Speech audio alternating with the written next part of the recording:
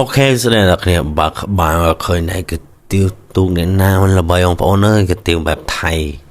แบบyummy นั่นไง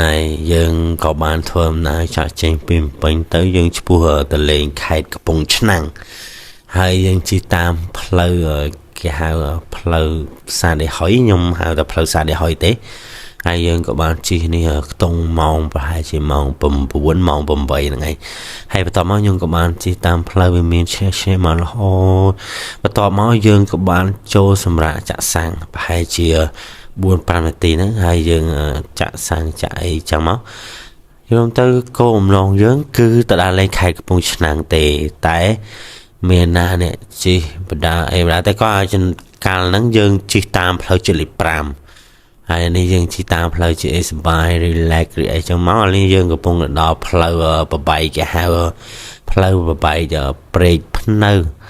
hay dương có to từ nào một từ máu nít chia nó chỉ lip pram bạt bông ổn bông mèo bông mình nói chỉ lip pram cứ sạch na bông mèo bông mình ơi đúng bọc khai này tiếc được từ sạch mong khai phlieng khai nó cọp sri mong hay bắt máu cái dương một đòn ở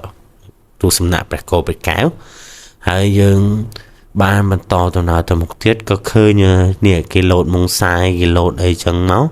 cái nó người ta đôi chỉ trôi làm chân hay dương chỉ tạm phơi đừng là hồ chẳng máu chỉ tạm phơi một đòn bạch nâu bạch ấy chẳng máu nè này ní chất đó là kia trâu là bông chân hay ní mà đó hay cầm bông chân từ trong khai đây là bơi khangผลิตชนังทั่วชนังให้ต่อมาយើងក៏ជីតាមផ្លូវនឹងមករហូតនៃផ្លូវកវ៉ាត់ក្រុងពុកម៉ែបងប្អូនមានអ្នកគ្នាហ្នឹងហើយហើយផ្លូវកវ៉ាត់ក្រុងគឺមានស្រែមានគោមានអីមកគឺទេសភាពស្អាតណាស់បងប្អូនអើយអានេះខ្ញុំមកដល់អានេះខ្ញុំមកដល់កន្លែងសម្រាប់ញ៉ាំអីហើយកន្លែងហ្នឹងគឺគេលក់កាទៀវទូកខ្មែរយើងគេហៅកាទៀវលឿហ្នឹងទីលឿណាំតុកហ្នឹងហើយគឺយើងដាក់លៀសដាក់អីចឹងមកនេះមានណាយើងទៀវណាំតុកអត់ម្ដងគឺយើងបរិភោគលៀសហ្នឹងគឺយើងទិញតាមផ្លូវបែបឈឺតាមផ្លូវដើរសងប្រេងអីឃើញតែកន្លែងណាតំណងគឺទិញយកមកញ៉ាំហ្មងហើយមានណានេះបកប្រដាក់គ្រូអូជាតិណាពុំម៉ែពុំមីងហើយបន្ទាប់មកកាទៀវក៏បានមកដល់ហើយនេះកាទៀវទូកនៅនឹងកាទៀវទូកនៅនឹងឆ្ងាញ់មែនបងប្អូនយល់ដូចកាទៀវនៅថៃចឹងព្រោះថៃខ្ញុំប្រហែលនៅថៃខ្ញុំដឹងថាកាទៀវគឺរសជាតិបែបថៃមិនរសជាតិបែបខ្មែរមិនគាត់ថានេះគាត់ធ្វើមករសជាតិដូចនៅថៃចឹងហើយណាយើងចាប់ដាក់គ្រឿងដៃដាក់ម្រេចដៃចឹងមកតែគាត់មកហ្នឹងរំណងទៅលេងទឹកជ្រោះទេតែមានណាយើងមកដល់ឃើញហើយនឹងតំណងពេកក៏យើងដាក់កាទៀវមួយចានសិនមកដាក់គ្រឿងដាក់ក្រៅអីចឹងមកនេះមានណានេះរួមជាពិសេស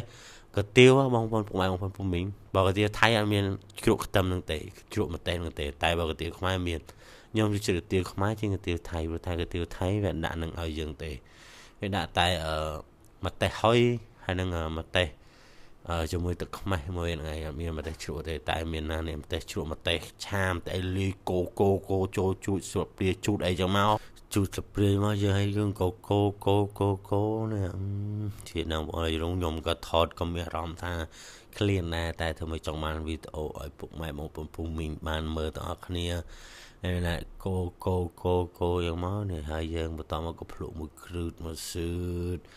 អូជាតិណាស់ពុកម៉ែបងប្អូនអើយហើយមានណានេះមកដល់យើងកាទៀវហ្នឹងគឺកាទៀវគឺធ្វើពីបើនិយាយក៏ទៅគេមកងាស់ជាមួយសាច់គោមួយឆ្អឹងគោពុកម៉ែបងប្អូនពុំមីងអរគ្នាហ្នឹងហើយយើងក៏បានញ៉ាំគ្រូអូយជាតិណាស់ឲ្យលេខ1អូខេបាយជួបគ្នាវីដេអូក្រោយ